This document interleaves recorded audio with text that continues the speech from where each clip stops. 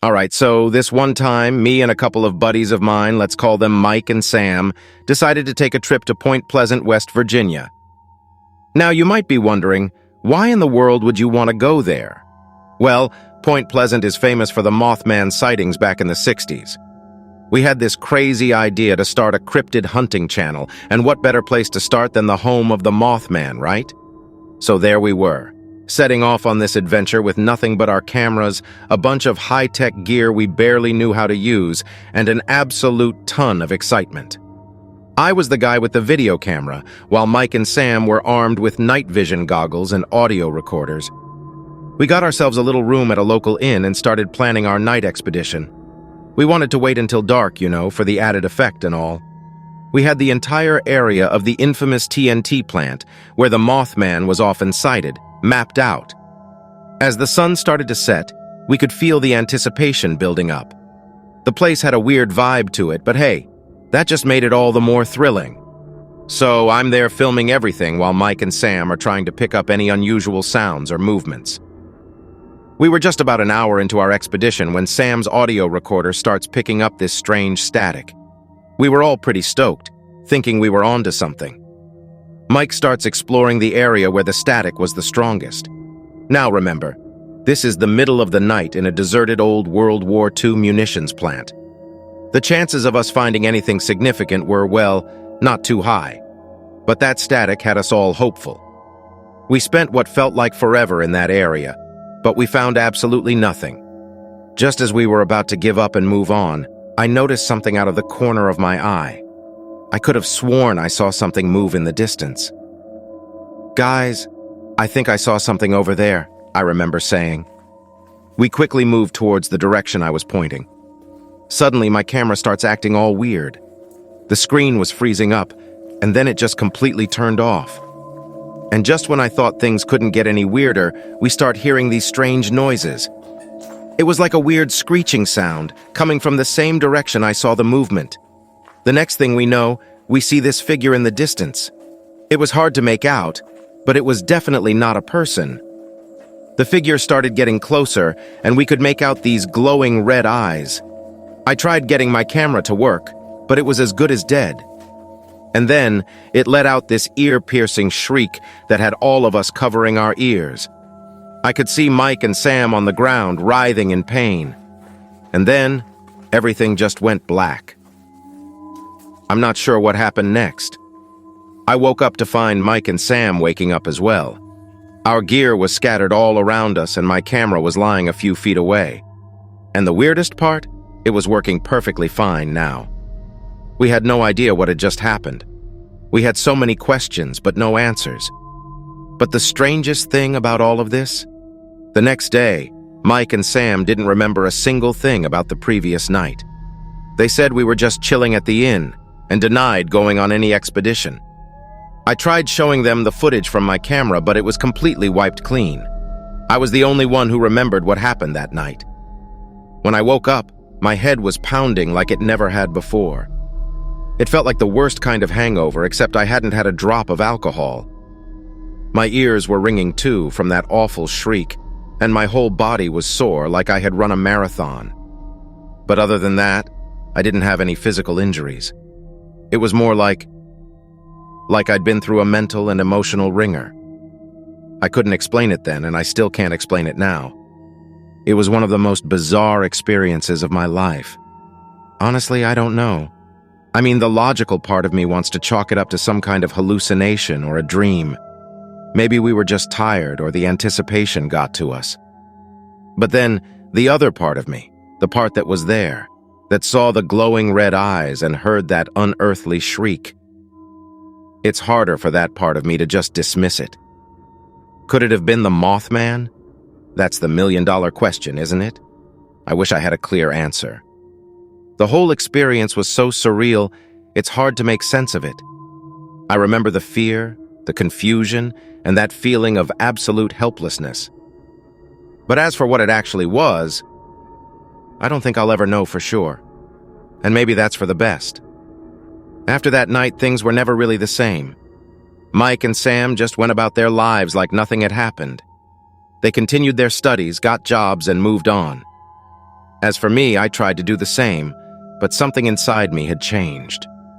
Every now and then I would catch myself staring into the distance, the image of those glowing red eyes etched into my mind. I knew I couldn't just let it go. I needed to understand what happened, to find some kind of closure. So I decided to go back to Point Pleasant, alone this time. I packed my bags, took my camera, and set off. I arrived at the old TNT plant, the memories of that night flooding back. It was eerie, standing there alone, but I felt a strange sense of determination. I spent hours there walking around, filming, hoping for something, anything. As the sun began to set, I felt a chill run down my spine. I looked around, half expecting to see those red eyes staring back at me. But there was nothing. Just the rustling of leaves and the distant hoot of an owl. I was about to give up when I noticed something. A small, shiny object half buried in the ground. I bent down and picked it up. It was a piece of metal, oddly shaped and unlike anything I had ever seen. It had a strange, alien quality to it. I held it up to the camera and took a closer look. Could this be a piece of the Mothman? I couldn't be sure, but it felt like a significant find. Feeling a mixture of excitement and fear, I put the piece of metal in my pocket and made my way back to the inn. That night I lay awake, staring at the strange object. It was my only piece of tangible evidence, my only connection to that unforgettable night. The next day, I decided to return home. I had what I came for. I knew I would never get the answers I wanted, that the mystery of that night would forever remain unsolved. But somehow I was okay with that. I had faced my fear, confronted my past, and found a piece of the puzzle. And in doing so, I had found a strange sense of peace. As for the piece of metal, I kept it as a reminder of that night, a symbol of the unknown. Every time I look at it, I'm reminded of the mystery, the fear, and the thrill of that night in Point Pleasant. It's a part of my story now, a story I'll keep telling, in hopes that one day someone else might come forward with their own piece of the puzzle. And even though Mike and Sam don't remember that night, I hope that one day they'll stumble upon their own reminders, their own pieces of the puzzle, and maybe then they'll remember. Until then, I'll keep searching, keep exploring, because I know that there's still so much out there, waiting to be discovered.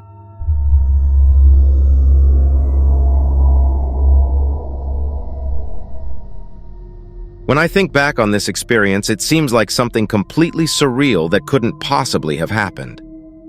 I grew up in Kentucky on a horse breeding farm, so my love of horses runs deep. When I was out of high school, I knew that I wanted to pursue something that involved working with horses. A lot of my friends wanted to go into veterinary medicine, but that didn't sound right for me. I knew I wanted to work in more of an outdoor setting. I decided to take a year off before starting college, and while I was traveling around the country, I came across something that sounded perfect for me. I was visiting Yosemite National Park and found out that they had mounted park rangers. It sounded like a dream come true to ride horses around most of the day. I ended up taking the coursework to become a law enforcement ranger, and then eventually I was able to get a position at Yosemite as a mounted patrol ranger. Since I had extensive experience with horses, a big part of my job involved caring for them and training them. It was as great as I thought it would be. The horses are involved in a lot of different aspects of the park, especially law enforcement and search and rescue. Some of them are also used in educational programs. Also, visitors can hire some of them for backcountry riding. My days started really early, usually around 6 a.m. I would have to get there early to groom them and feed them. They would usually be looking out for me and expecting their measure of oats and their flakes of hay. A flake of hay is just what we call a portion of the bale. The portions are measured out so that we know how much they're getting.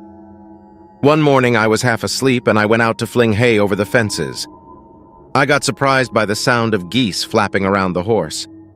I had never seen them over there before, so I wasn't expecting all of that honking and flapping first thing. I had to take a quick pause to gather myself while I kept tossing the hay. For the first time, I noticed the horses hadn't come toward me to get that hay that they were usually whinnying for. They were just staying huddled together under the shelter.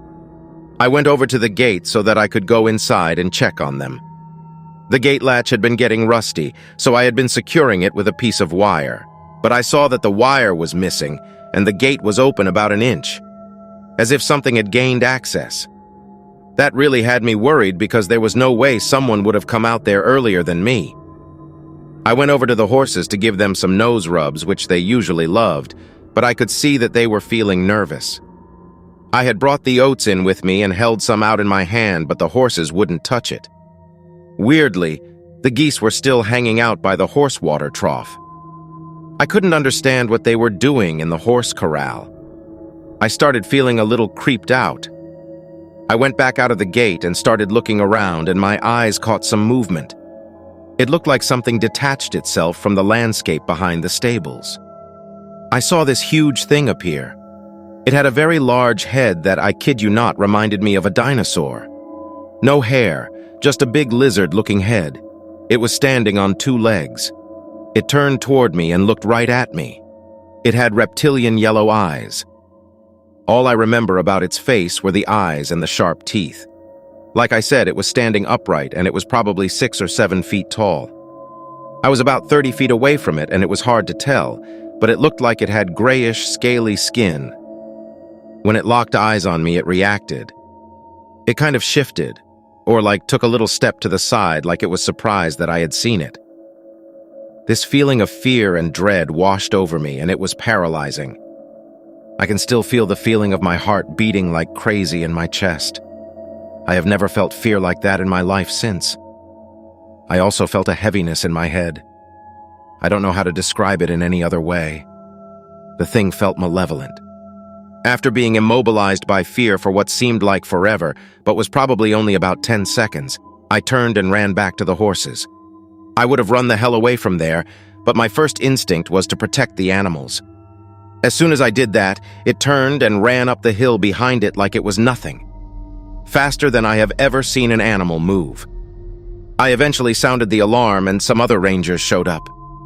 They wanted to follow after it on horseback, but the horses wouldn't go. I had never seen them disobey like that. And they wouldn't eat for hours after that. I cannot imagine what that thing wanted. It couldn't have been after oats and hay. When I thought about the possibility that it had gotten in the gate and gone near them, I just felt sick. But I looked them over really carefully, and they seemed physically unharmed. We started locking the horses inside the stable at night after that. Of course, when I went to make my report, they tried to get me to think I saw a mountain lion or something. But no way was that a normal creature. It was something else.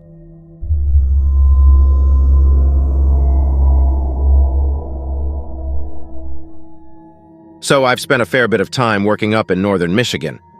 I was a field technician for a conservation project. We were tasked with monitoring the various wildlife populations in the area. Now, this is remote country we're talking about, miles and miles of dense forest as far as the eye can see. One evening, I was out doing my usual routine. I'd walk a set path, jotting down any sightings of animals or interesting signs of activity.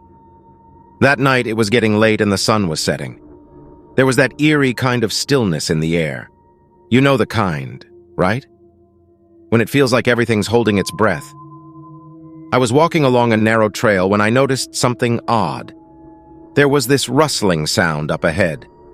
Not the usual scampering of a squirrel or the soft padding of a deer. This was heavier, more deliberate, like a large animal moving through the underbrush. I stopped in my tracks, all senses on high alert. My heart was pounding in my chest, but I told myself it was probably just a black bear or something. They're not uncommon in these parts.